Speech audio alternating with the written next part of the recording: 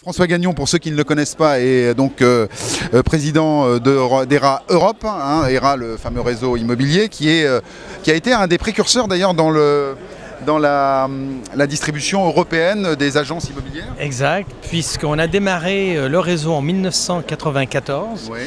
et la France a été le premier pays d'ailleurs où ERA s'est implanté à l'époque. Et puis depuis aujourd'hui, on est dans 14 pays européens.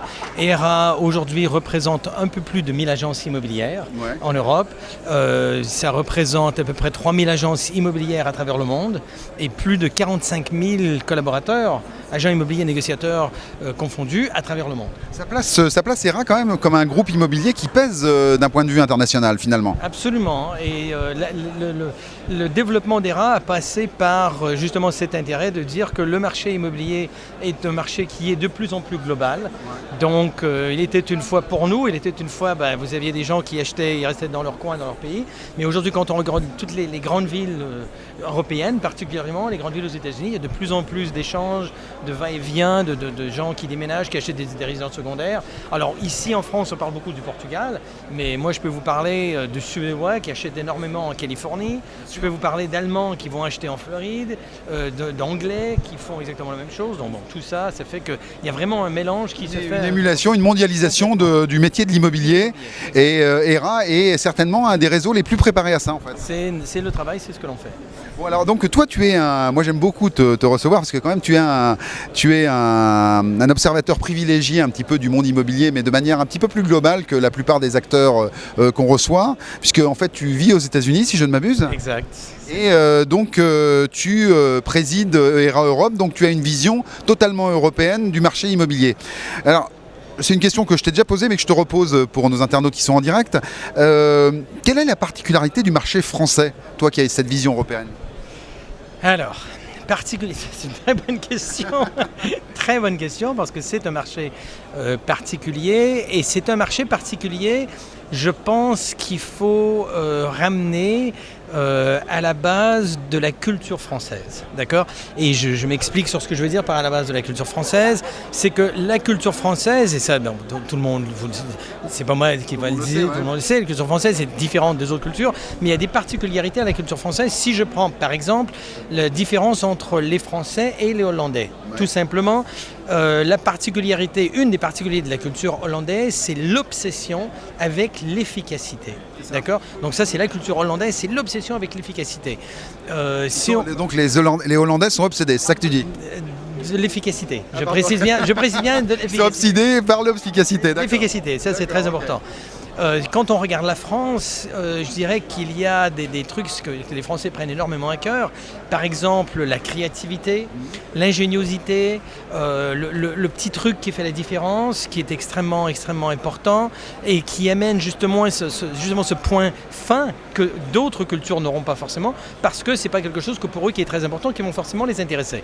Ça, c'est le bon côté. Le côté qui est un peu moins bon, donc je ne vais pas dire un côté négatif, mais un peu moins bon, surtout quand on parle de notre métier, de l'immobilier, et particulièrement ici, quand on est à Rent et qu'on parle de technologie, de nouvelles technologies, c'est que parfois, la réaction de beaucoup d'agences immobilières françaises, on va dire, n'est pas de poser la question de dire pourquoi pas essayer, pourquoi pas faire, pourquoi pas tenter, pourquoi pas le mettre en place, mais plutôt de poser la question de dire pourquoi.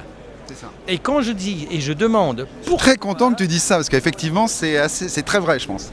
Quand je demande pourquoi est-ce que je devrais faire ça, là ça dégage toute une discussion, toute une mise en place, tout un tas de trucs à faire qui fait que parfois les choses mettent un peu plus de temps à démarrer.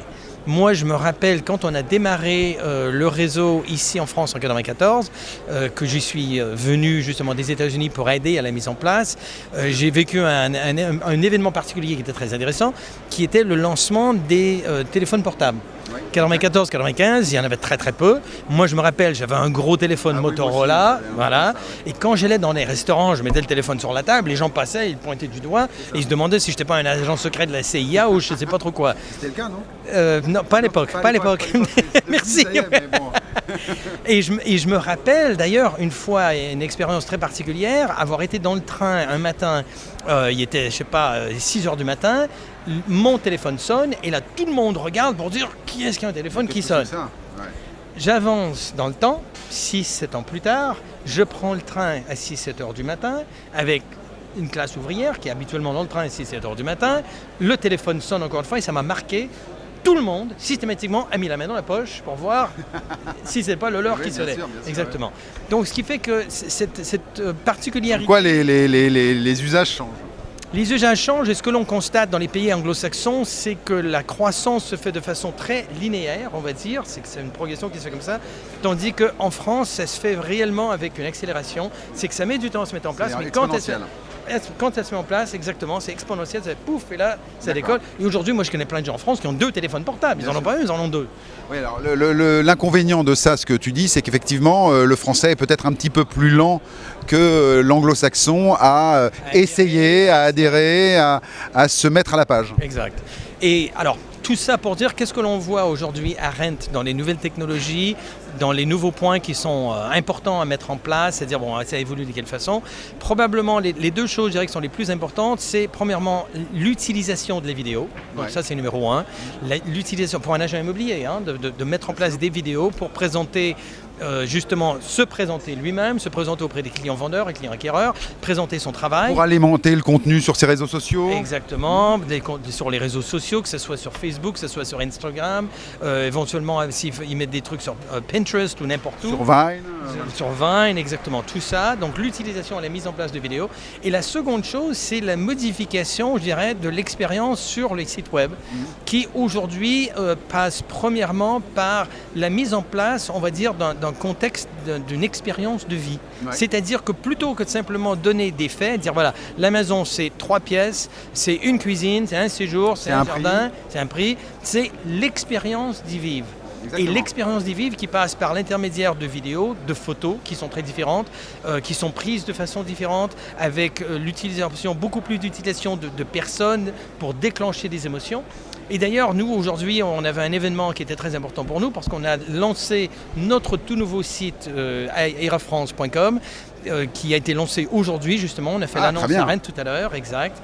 Et puis, donc, c'est une première. Et puis, ça a été... Alors, justement, pour les internautes qui vont certainement courir, voir donc erafrance.com ou donc, qu'est-ce qu'il y a de nouveau sur le site? Alors, aujourd'hui, on s'est focalisé réellement sur 4 points très précis. Premier point était ces photos. Pour que quand l'internaute arrive sur le site internet, qui est ce qu'on a essayé de faire, après les internautes décideront si on a réussi ou non, mais notre objectif était que les gens arrivent sur le site et qu'ils disent « Waouh ». D'accord, c'est un effet waouh. Bon. Donc qu'est-ce qu'il y a? Alors c'était photos, grandes photos, plein plan, et des photos qui vont déclencher de l'émotion. D'accord, donc ça c'était le premier point. Belles photos, grandes photos qui déclenchent l'émotion, qui nécessitent beaucoup de réflexion. Comment on fait? Excuse-moi, je te pose la question tout de suite. Tu vas dérouler. Comment on fait pour avoir de belles photos pour chacune de ces agences immobilières? Alors, il y en a combien? Il y en a 450 en France, 350, c'est ça? 350. Comment on fait pour que chacune des 350 agents immobiliers soit à la tête d'annonces qui est des belles photos que l'on puisse mettre en tête de liste sur un site? Comment on fait ça? C'est une très bonne question. Ça, c'est beaucoup. J'ai que des bonnes questions, tu sais. Que des bonnes questions, ça c'est sûr. J'espère que les réponses sont à peu près presque aussi bonnes. Je vais être ravi. Alors, c'est beaucoup de travail, parce que un agent immobilier, c'est le travail de vendre des maisons, d'aider un acquéreur dans leur projet de vie, de projet d'achat. Mais ceci engage et veut dire que je dois être extrêmement polyvalent parce qu'il faut que je puisse faire plein de choses. Je dois prendre, si on prend le cas des photos, de bonnes photos, de belles photos. C'est ce qu'on tape très fort là-dessus, on s'acharne à mettre en place des formations, faire le suivi, d'expliquer comment on prend les bonnes photos, de quelle façon les angles, la préparation, la luminosité. Ah donc le parti pris de ERA, c'est de former ces agents immobiliers ou les négociateurs des patrons d'agence à devenir de bons photographes immobiliers. Photographes, absolument, c'est extrêmement important. Le deuxième point sur notre site internet sur lequel on a mis en place, c'est justement de regarder pour la géolocalisation, qui aujourd'hui est de plus en plus important partout. C'est quelque chose qui se fait de plus en plus. En France, il y a une particularité avec le marché immobilier, c'est qu'on a des mandats simples, on a des mandats exclusifs. Le mandat simple doit s'arrêter.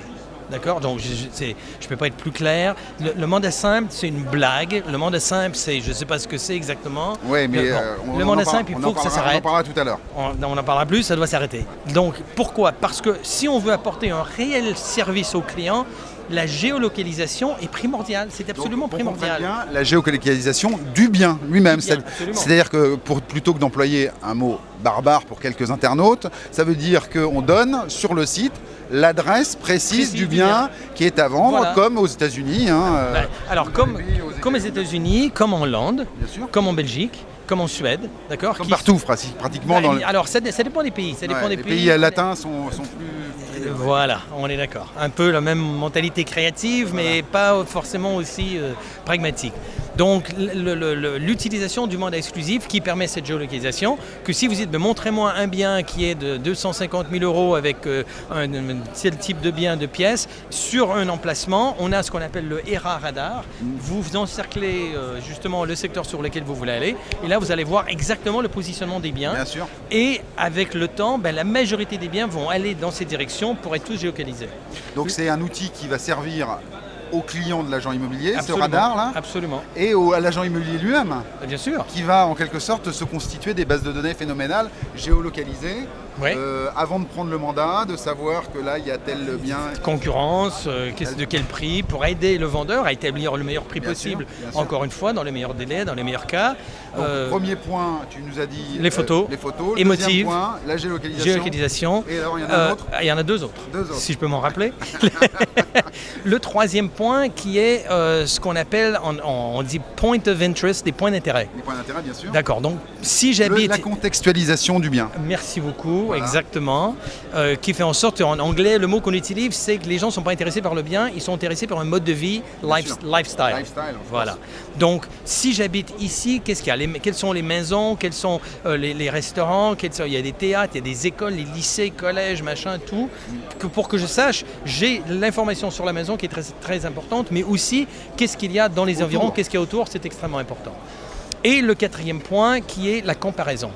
D'accord ? La comparaison, c'est qu'on a mis en place sur notre site justement la possibilité de sélectionner 3 biens, par exemple, qui m'intéressent, et ensuite j'ai la possibilité de les comparer dos à dos. Excellent. En disant quelle est la différence, quelle est la similarité, pour faire vraiment une analyse comparative au niveau du prix, de dire celui-ci par rapport au plus et au moins me semble être une bonne affaire par rapport à celui-là qui est pas tout à fait pareil mais qui est peut-être plus cher. Donc qui permet réellement de faire une vraie comparaison entre les biens en direct, live sur le site internet. Et le tout est fait évidemment avec dans un système de responsive design qu'on dit. Multi-support, multiformat. Multiformat, exactement. Donc que ce soit sur votre ordinateur de bureau, sur votre portable, sur un iPhone, Android, peu importe, tablette, le format s'adapte et s'ajuste pour les informations qui vont être présentées pour que ça soit présenté facilement. Alors, je suis d'autant plus réceptif à ce que tu viens de nous dire, parce que nos internautes, j'en ai parlé tout à l'heure, le savent maintenant. Nous lançons, j'aurai le plaisir d'animer à la rentrée en janvier 2016, une émission qui va dans le sens de ton credo, plus de mandat simple en France, et qui sera une émission qui mettra en scène les annonces immobilières. Et c'est assez simple. C'est les annonces immobilières exclusives et inédites. Et ce qui est très drôle dans ce programme, je suis sûr que ça va t'intéresser, c'est qu'effectivement ce programme est destiné à être visionné par des téléspectateurs sur une grande chaîne. Et on va raconter une histoire sur le bien. On va crash tester le bien également avec mon ami Casado que tu connais. Et on va également contextualiser le bien. C'est-à-dire qu'on va raconter une histoire pour chaque bien. Génial. Et l'agent immobilier va venir, mais la particularité et la condition sine qua non pour que l'agent immobilier vienne présenter son bien, c'est que le bien soit exclusif. Et exclusif au sens immobilier du terme, bien sûr, mais surtout au sens télévisuel du terme. C'est-à-dire qu'on va jouer sur l'exclusivité. Et on pense, quand on a réfléchi à ce concept, qu'effectivement le problème de l'exclusivité en France, c'est le terme lui-même. C'est-à-dire qu'en fait, quand on parle d'exclusivité à un client, ça lui fait peur en France, ce qui n'est pas le cas aux États-Unis, parce que l'exclusivité devient assez vite, dans l'esprit, dans l'imaginaire collectif, très contraignante. Et en fait, avec cette émission, avec un site comme le tien, je pense qu'on va arriver à faire comprendre aux utilisateurs que le mandat exclusif est certainement la meilleure chose qui peut leur arriver. Absolument, parfaitement d'accord. Je trouve que c'est une excellente idée d'ailleurs, et félicitations et de mettre en place, parce que de plus on peut arriver à sensibiliser les vendeurs, les acquéreurs et les agents immobiliers aussi de l'importance du mandat exclusif, de l'acceptation du mandat exclusif, bien plus il y en aura, plus ça sera répondu et plus c'est accepté, tout le monde y gagne. Non seulement le client vendeur, mais le client qui... Mais il y a aussi un courage politique peut-être des grands patrons comme toi de l'immobilier d'imposer à ces agents de ne prendre que des mandats exclusifs et rien d'autre. À imposer. Si exclusivité fait peur, juste derrière, c'est d'imposer. Parce qu'avec imposer, il y a impôt. On n'aime pas l'un ni l'autre. Merci. Donc, alors, imposer, c'est certainement ce qu'on aimerait faire, ça je suis d'accord. Évidemment, c'est assez compliqué quand on travaille dans un réseau de franchise immobilière avec des entrepreneurs qui sont indépendants, qui sont des chefs d'entreprise, de petites entreprises sur lesquelles on ne peut pas imposer. Mais ce qu'on arrive à faire, qu'on le constate de plus en plus, c'est de faire passer le message de l'importance du mandat exclusif, de l'exclusivité. Je crois que peut-être que tu as des statistiques, je crois que le réseau ERA est assez performant dans ce domaine. Les agences ERA ont parmi leurs mandats une proportion très importante de mandats exclusifs. Absolument. En tout cas. Alors, on a certaines agences qui en sont rendues presque à 80% de leurs mandats en exclusivité, certaines agences. Si on prend l'ensemble du réseau, on va dire que ça représente à peu près 30 à 40% des mandats en exclusivité sur le réseau. 30 à 40, c'est quand même beaucoup. Ce qui est quand même bien. Si on compare, c'est une énorme progression, absolument. Avant, plutôt, les agences... c'était 10% ou 5%. Ouais, exact. Bon. Et si on compare avec d'autres pays, bien naturellement, c'est plus faible, parce que d'autres pays où le mandat simple est parfaitement légal et possible, mais personne ne le travaille, personne ne s'en sert. Bon, alors il y a un autre truc peut-être aussi qui joue en défaveur du mandat exclusif, parce qu'on parle des pays anglo-saxons qui seraient l'exemple ultime à suivre. 99% des transactions immobilières aux États-Unis se font par un professionnel. Mais pourquoi ? C'est qu'en France, on a une particularité, c'est que l'agent immobilier est à la fois le prestataire du vendeur et le prestataire de l'acheteur. Alors que ce n'est pas le cas aux États-Unis, comme tu le sais bien. Il y a deux intervenants. Il peut y avoir, en effet. On peut aussi avoir le même agent immobilier. La majorité des transactions, on appelle son agent immobilier pour vendre son bien à meilleur prix. On appelle son agent immobilier pour chercher le bien à trouver. Donc les deux agents immobiliers se confrontent et finalement défendent chacune des deux parties de manière équitable. Ce qui n'est pas encore le cas en France. Ce n'est pas le cas et c'est fait aux États-Unis avec ce qui est très important. Parce que c'est pas de là que vient le problème. En partie, je crois que c'est en partie parce que l'autre partie du problème, je crois, qui est par rapport à la transparence. C'est qu'aux États-Unis, si on prend le cas particulier, vous avez réellement la transparence des prix de vente, des prix sur le marché, des prix des biens qui ont été vendus. Il n'y a pas de polémique. Il y a Make Me Move, tu peux même faire une demande d'une proposition d'achat, on sait combien ça a été. Exactement, le prix au pied carré, parce qu'il n'y a pas de mètre, mais le prix au pied carré pour le bien et l'analyse comparative de marché qui est faite. Donc ce qui est très important, parce que d'avoir deux agents immobiliers qui vont se confronter, bon, dire il vaut plus, il vaut moins, oui, mais à partir du moment où les deux ont les mêmes éléments entre les mains. D'accord ? Oui. Et à partir du moment où on a les deux les mêmes éléments, forcément, on va arriver à se mettre d'accord. Après, je sais pas, 1,5% de différence de prix. Mais ce que je veux dire pour bien faire comprendre la chose, c'est qu'aux États-Unis, il y a un fichier commun depuis très longtemps qui s'appelle le MLS. Et en fait, il n'y a pas de problème de concurrence ou de conflit d'intérêts, puisque en fait, les agents immobiliers ont leur clientèle. Ils ont compris peut-être avant la France que les clients, c'était plus important que les biens. Et donc, ils ont leurs clients, et les clients, comme un avocat, on fait appel à son agent immobilier pour traiter son affaire immobilière, qu'elle soit vente ou achat. Absolument. Et est-ce que... moi, je pense qu'il y a une partie du problème qui est ça. Et le fait qu'aujourd'hui, en France, on a l'AMEPI et les différentes bourses immobilières qui existent, c'est une énorme progression. C'est définitivement dans la bonne direction. Et quand les agences immobilières auront compris qu'il faut non seulement s'unir, mais travailler ensemble, plutôt que se faire des coups dans le dos pour récupérer 1 000 euros, 2 000 euros et se faire un ennemi à vie, vaut mieux arriver à se mettre d'accord, travailler ensemble. Peut-être que je gagne une demi-commission de moins sur une affaire, mais je vais en faire 15 dans les 3 prochaines années. Exactement. François, écoute, ça a été un plaisir de discuter à bâton rompu sur tout ça. Tu as participé, je crois, à une conférence peut-être. Tu as même été tu as fait une conférence là au Rent. C'était sur quel sujet peut-être? Le sujet était les technologies, l'utilisation des technologies par rapport à la loi Allure, justement. À la mise en place de la loi Allure, qui va avoir une formation obligatoire continue pour les professionnels de l'immobilier, qui va être révélée sous peu avec le décret, quand le décret va sortir. La loi est mise en place, mais le décret n'est pas encore sorti. Et à partir de ce moment-là, il va y avoir une formation continue obligatoire pour les agents immobiliers.